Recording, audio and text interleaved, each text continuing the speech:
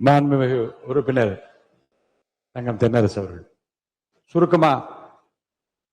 மிக முக்கியமான தீர்மானம், அதனாலதான் உங்களை சுருக்கமா பேசுங்கன்னு சொல்றேன். மிக முக்கியமான தீர்மானத்தை சுருக்கமாக பேச வேண்டியிருக்கிறது.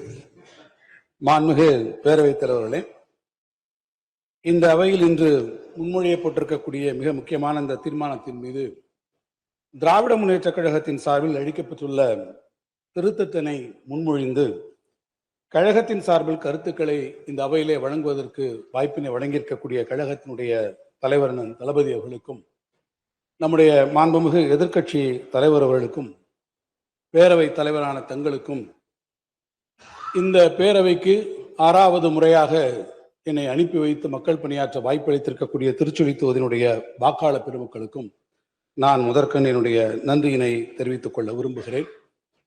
இன்று முத்தமிழறிஞர் கலைஞர் அவர்களுடைய நினைவு நாள். மாநில சுயாட்சி கொள்கைகளுக்காகவும் மாநில உரிமைகளுக்காகவும் தன்னுடைய வாழ்நாள் எல்லாம் போராடிய அந்த மகத்தான தலைவர் துயிலும் இடம் நோக்கி நான் தொழுது வணங்குகிறேன். பேரவை தலைவர் அவர்களே, அரசின் சார்பாக கொண்டு வரப்பட்டுள்ள இந்த தீர்மானத்தை கழகத்தினுடைய சார்பில் வரவேற்கக்கூடிய அதே வேளையில் மிக முக்கியமானதொரு திருத்தத்தையும் நான் முன்மொழிய கடமைப்பட்டிருக்கிறேன். நம்முடைய மாண்புமிகு நிதியமைச்சர் அவர்கள் கொண்டு வந்திருக்கக்கூடிய இந்த தீர்மானத்தில் 4வது பத்தியில் முதல் தீர்மானம் கீழ்கண்டவாறு அமைந்திட வேண்டும் என்ற திருத்தத்தை நான் முன்மொழிகிறேன். இந்திய அரசியலமைப்பின் நிதிசார் கூட்டாட்சி கொள்கைகள் சமத்துவம் மற்றும் நியாயம் ஆகியவற்றுக்கு இணங்க ஒன்றிய அரசுக்கு செலுத்தப்படும் வரிகளின் மூலம் மாநிலங்களுக்கு ஒன்றிய அரசால் பகிர்ந்து அளிக்கப்படக்கூடிய வரி தொகுப்பிலிருந்து மாநிலங்களுக்கு 50% நிதி பகிர்வினையும் அதனை ஒட்டி தமிழ்நாடு மாநிலத்திற்கு உரிய நிதி பகிர்வினையும் உறுதி செய்ய வேண்டும் என்கின்ற இந்த திருத்தத்தை நான் இங்கே முன்மொழிய கடமைப்பட்டிருக்கிறேன். காரணம், இந்த அவையிலே கொண்டு வரப்பட்டிருக்கக்கூடிய தீர்மானம் அதனுடைய வடிவில் பொதுப்படையாக ஜெனரிக்காக இருக்கிறது. எனவே நாம் 16வது நிதிக்குழுவின் முன்பு நம்முடைய அரசின் சார்பாக ஏற்கனவே தெரிவித்திருக்கக்கூடிய கருத்துக்களின் மற்றும் அரசினுடைய நிலைப்பாட்டின் அடிப்படையில் நிதி பகிர்வு என்பது 50% மாநிலங்களுக்கு இருக்க வேண்டும் என்றும் அது குறிப்பாகவும் வெளிப்படையாகவும் ஸ்பெசிபிக் அண்ட் எக்ஸ்பிளிசிட்டாகவும் இருக்க வேண்டும் என்ற வகையில் நான் இந்த திருத்தத்தை முன்மொழிந்து அந்த திருத்தம் ஏற்றுக்கொள்ளப்பட வேண்டும் என்று நான் வலியுறுத்த கடமைப்பட்டிருக்கிறேன்.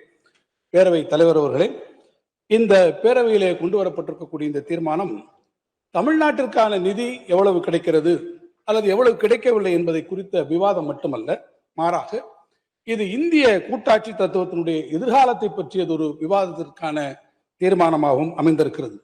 நாம் இழந்திருக்கக்கூடிய உரிமைகள் குறித்த விவாதமாக இந்த விவாதம் அமைந்திருக்கிறது.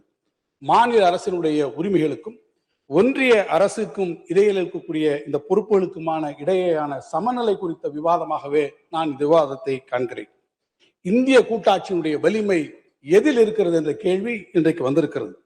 அந்த கேள்விக்கான விடை மாநிலங்களினுடைய வலிமையில் தான் அது இருக்கிறது என்பதுதான் அதற்கான உரிய பதிலாக இருக்க முடியும். நம்ம எல்லாம் வளர்த்து ஆளாக்கிய பேரறிஞர் பெருந்தை அண்ணா அவர்கள் அதை குறித்து மிக அருமையாக சொன்னார்கள். ஒன்றிய அரசினுடைய வலிவு என்பது மாநிலங்கள் ஒவ்வொன்றினுடைய தனித்தனி வலிமையும் கூட்டியதால் ஏற்பட்டிருக்கக்கூடிய வலிமையை தவிர, மாநிலங்களுக்கு அல்லது இருக்கக்கூடிய அந்த வலிமையினுடைய ஒட்டுமொத்த வலிமையை தவிர அது ஒன்றிய அரசிற்கான தனிப்பட்ட வலிமை அல்ல என்று அவர்கள் வலியுறுத்தினார்கள். மாநில அதிகாரங்கள் ஒன்றிய அரசு இன்றைக்கு அவர்கள் குவித்துக் கொள்வதால் மாநிலங்கள் இன்றைக்கு பலவீனமடையுமே தவிர ஒன்றிய அரசிற்கு அதனால் புதிய வலிவு ஏதும் ஏற்பட்டு விடாது என்று அண்ணா அவர்கள் இன்றைக்கு எடுத்துச் சொன்னதை நான் இங்கே எடுத்துச் சொல்ல விரும்புகிறேன். அதை ஒட்டித்தான் கடந்த காலங்களிலும் நிதி ஆயோக் கூட்டங்களிலே நம்முடைய முன்னாள் முதலமைச்சர் தளபதி அவர்கள் தமிழ்நாட்டினுடைய இந்த கருத்தை மிக வலிமையாக அங்கே எடுத்து வைத்திருக்கிறார்கள். இன்றைக்கு சூழ்நிலை என்ன? மாநிலங்களுக்கான இருக்கக்கூடிய இந்த வருவாய் ஆதாரங்கள் குறைகிறது. சட்டம் இயற்றப்படக்கூடிய நம்முடைய கடமைகள் இன்றைக்கு கட்டுப்படுத்தப்படுகிறது, நம்முடைய அதிகாரங்கள் கட்டுப்படுத்தப்படுகிறது. அதே வேளையில் என்ன சூழ்நிலை? மாநிலத்திலே இருக்கக்கூடிய மக்களுடைய எதிர்பார்ப்பு மாநில அரசை நோக்கி இன்றைக்கு வந்து கொண்டிருக்கிறது, அதிகரித்துக் கொண்டிருக்கிறது. இந்த முரண்பாட்டை தான் இந்த தீர்மானத்திலே நாம் இன்றைக்கு விவாதிக்க வேண்டி இருக்கிறது. சுருக்கமாக சொன்னால், செலவு பொறுப்பு என்பது மாநிலங்களிடத்திலே இருக்கிறது, ஆனால் வருவாய் ஆதாரங்கள் யார் இடத்திலே இருக்கிறது சொன்னால் அது ஒன்றிய அரசு இடத்திலே இருக்கிறது. இந்த முரண்பாட்டை தீர்க்காமல் தமிழ்நாட்டினுடைய எதிர்கால வளர்ச்சியை நாம் தீர்மானிக்க முடியாது. எனவேதான் இந்த விவாதம் இன்றைக்கு மிக முக்கியமான விவாதமாக இருக்கிறது. பேரவைத் தலைவர் அவர்களே, நாம் அனைவரும் நன்றாக அறிவோம், தமிழ்நாடு இன்றைக்கு இந்தியாவிலே இரண்டாவது மிகப்பெரிய பொருளாதாரம், the second largest economy in the state என்று நீங்கள் இந்த கண்ட்ரி என்று நீங்கள் எடுத்துக்கொண்டால் அது தமிழ்நாட்டை சொல்லக்கூடிய அளவிற்கு நாம் வளர்ந்திருக்கக்கூடிய ஒரு மாநிலமாக இருக்கும். இன்றைக்கு இந்தியாவினுடைய மொத்த உள்நாட்டு உற்பத்தி மதிப்பில் ஜிஎஸ்டிபியில் 9% பங்களிப்பை நாம் தருகிறோம். மொத்த ஏற்றுமதியில் 11% பங்களிப்பை நாம் தந்திருக்கிறோம். உற்பத்தி துறையிலே நாம் முதன்மை மாநிலமாக இருக்கிறோம். தொழிற்சாலைகளிலே 11% நம்மிடத்திலே இருக்கிறது. பெண் தொழிலாளருடைய பங்களிப்பில் நாம் முதன்மையாக இருக்கிறோம். நம்முடைய இயற்கை வளங்கள், குறிப்பாக மனித வளம், கல்வி அறிவு இந்த வளர்ச்சிக்கு அடிப்படை காரணங்களாக இருந்திருக்கிறது. இந்த வளர்ச்சி தான் ஒட்டுமொத்த இந்தியாவினுடைய பொருளாதாரத்துக்கு தூணாக தமிழ்நாடு இன்றைக்கு வந்திருக்கிறது.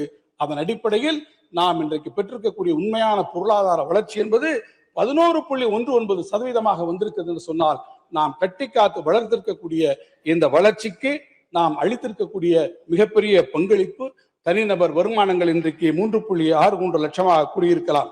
ஆனால் நம்முடைய மாநிலத்திலே இன்றைக்கு தொடர்ச்சியாக நாம் கடைபிடித்து வரக்கூடிய நல்ல நிதி நிர்வாகங்களை கணக்கிலே எடுத்துக்கொள்ளாமல், நம்மளுடைய நிதி ஒழுங்கிற்கு, பிஸ்கல் டிசிப்ளினுக்கு உரிய முக்கியத்துவம் தராமல் இன்றைக்கு நிதி பகிர்வே நம்முடைய மாநிலம் தொடர்ந்து இன்றைக்கு புறக்கணிக்கப்பட்டு கொண்டு வந்திருக்கிறது. நான் பலமுறை இந்த அவையிலே சொல்லி இருக்கிறேன், ஒன்றிய அரசு இன்றைக்கு நாம் கொடுக்கக்கூடிய ஒவ்வொரு ரூபாய்க்கும் 29 பைசா நமக்கு வருகிறது. இதே உத்தரப்பிரதேசத்தை நீங்கள் எடுத்துக்கொண்டால் ₹2.73, பீகாருக்கு ₹7.06. நான் மற்ற மாநிலங்கள் குறை சொல்லவில்லை, நீங்கள் கொடுங்கள், எல்லா மாநிலங்களுக்கும் கொடுக்கிறது நீங்கள் கடமைப்பட்டிருக்கிறீர்கள். ஆனால் தமிழ்நாட்டிற்கு இந்த புறக்கணிப்பு ஏன் என்பதுதான் தொடர்ச்சியாக என்னுடைய கேள்வியாக இருக்கிறது. குறிப்பாக ஜிஎஸ்டி வந்ததற்கு பிறகு நம்முடைய பிஸ்கல் அட்டானமி என்பது முழுமையாக இல்லை. ஒரு பொருளுக்கு எந்த அளவிலே நாம் வரி விதிக்கலாம் என்கிற உரிமையை நாம் இழந்திருக்கிறோம். ஒட்டுமொத்தமான வருவாய் அதிகாரங்கள் இன்றைக்கு ஒன்றிய அரசிலே குவிக்கப்பட்டிருக்கிறது. கடந்த ஆண்டிலே கூட ரேட் ரேஷனலைசேஷன் ஃபார் ஜிஎஸ்டி வருகிற போது ஜிஎஸ்டி கவுன்சிலில் நாங்கள் அதான் சொன்னோம், நீங்கள் இப்போது விகிதங்களை குறைப்பதற்காக பார்க்கிறீர்கள், ஆனால் நீங்கள் எதிர்பார்க்கக்கூடிய பாயின்சி வரவில்லை. ஒரே நிமிஷம், பாயின்சி வரவில்லை, வராது.